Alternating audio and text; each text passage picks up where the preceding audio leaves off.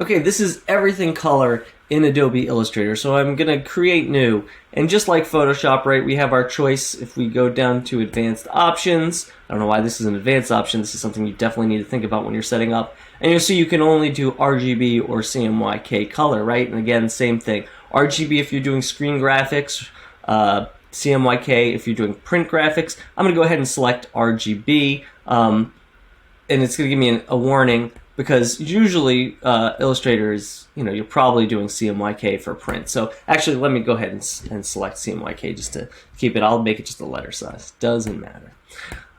And so here comes my file. There we go. I've got my file. And so we've already explored color in Illustrator somewhat. You're familiar with the fact that this is the fill and this is the stroke, right? And this thing right here means that there's nothing. So right now I have an object, it would just be white, so I better change that color. So by default, you might have in your color palette something that looks like this. And so you want to go to the hamburger and make sure you show options. Now we can control which sliders then we get, because obviously as a CMYK document it makes sense, but there might be some reason for you to switch to right, grayscale. You might, I don't know why, but you might go RGB if you need it to just maybe cut and paste a hexadecimal color or something like that. And CMYK here. So just things like this where, now again, like notice I have a CMYK document, so it's telling me, hey, this color went out of gamut, right? It's a color that can't be reproduced in print. Here's the nearest color. Click me to kind of set you back there. So that's nice. Some other things Illustrator has is it actually has this, the color guide. So when you have a color selected, excuse me, it will actually let you look at the various color, remember, color theory structures that we talked about in class. So let me see a complement of that color. This would be the complement, and here are all the shades and tints, right? So if I was doing a composition with these as my two primary colors, I could go ahead and take any of these shades and tints, and they would definitely be very harmonious for what I'm trying to do. So that's a nice thing that they added to Illustrator, I'd say a few years ago, maybe as much as 5 years ago at this point. Below that, there's this Swatches palette. And so it comes preloaded with some swatches, and swatches can be gradients or patterns, and we'll talk about the gradients in this video last. But you can create your own swatch. So say I wanted this color to go back to really easily, I would just go right here and say, add a new swatch. Yep, okay, and do that. You didn't actually have to do that. You could have just drug it over and in, and it would be there. And the good thing is that then I can edit this swatch, right? So let me draw a couple of objects with this. And so now if I edited this swatch, went like that. Let's make it obvious. We make it yellow. We'll make it a color. Notice that they both changed colors because I edited the swatch that they relate to. So you see how handy that could be if you needed to replace color in a bunch of places. So that's our main color things.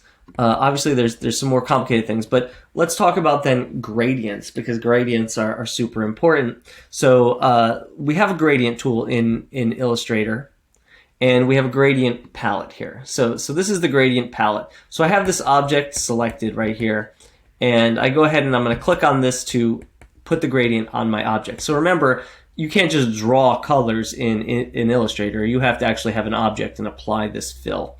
So over here, I can build my my gradient. And so again, it has these stops, and I can play with the in-between, how harsh the changeover is. I think I forgot to show that in Photoshop, but you can do the same thing in Photoshop. And I can edit the gradient.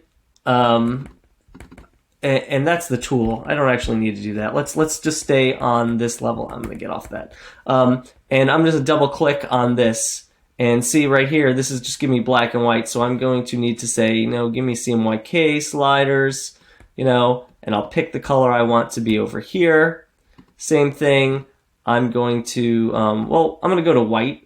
No, actually, I'm going to go to like a mid, I'm going to go to black. I'm going to show you another trick here. So one trick I do is, again, I never go to full black in a gradient. What I usually do is gentle gradients when I'm working with gradients, right? Never go to full black or full white with a gradient, unless there's a really specific purpose to. So what I would do is just simply add a color right in here that I think is probably the best darkest color, and just, whoops, pull this one out. Boink, it's gone. And now I have this nice gentle from light to dark thing. That's how I generally am using. I only ever use gradients in a really just for a touch of texture and contrast to the thing. I also like, you can go in the gradients in Illustrator and turn them radial. So you see how this radial one, right, it's got darker edges in there. So if I want my whole background to be like this, I'm going to go ahead and just set my whole background up. And so now you see I have this nice like lighter area and dark recedes, remember, so that keeps our eyes in the center. So now if I put an object over this, I think this is a little dark. I'm going to go ahead and, oops, it's going to be touchy too, just so you know. Do something like this, right? So now it's slightly darker here than it is here, right? And that adds a nice touch to your page, to your background, rather than filling it with a single color, especially if you have some, well, really, you would only do this if you have something you really want to guide your viewer to the center. Besides that, we have the gradient tool. So this gradient tool, when I have it selected, you see I can redraw out how the gradient goes. I can rotate the gradient. Obviously, it doesn't work great there, but if I had a linear gradient, right, and I wanted to rotate it, so I'm just kind of going to the edge here, and it works a little funky. You can actually edit this gradient here in the gradient tool, so I can see how they're intrinsically related here, how I'm doing things. And so that's super handy, that you could do with a gradient. Now, the one last thing that Illustrator just added, I want to say a year ago, is this freeform gradient. And this is really nice for creating some really interesting, especially page backgrounds and things for posters. So if we go on to this mode right here, you'll see that a gradient works completely different. It just took away my gradient. And what we have is, well, there's these two ways, points and lines. I'm going to use it on points first. So you see these points right here that it automatically did. Well, I'm going to add another point, and that point it grabbed this color for whatever reason.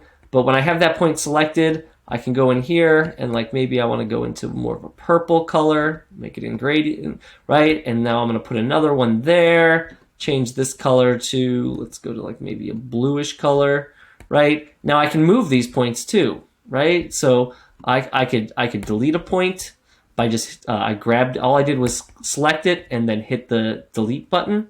So you see you can make some really funky, cool gradients here with something like this. This is doing with points. There's also lines, so you can basically draw a line like this and kind of make some really funky things. And so I'm going to hit escape to get out of that, and then you just edit the points. So right now there's that color on that. You know, this just takes playing with to figure out what you want to do with it, right? So I'm going to grab this one, maybe make this one, whoops, that, because that's the start line. It tried to grab it and restart my line, but I'm sure I could grab it. So you see there's some interesting things you can do with gradients here. So really this is using gradients and the gradient tool in Illustrator and color. Pretty much everything and probably more than you actually need to use for this class, but you may want to just play with these things, just learn how these things work.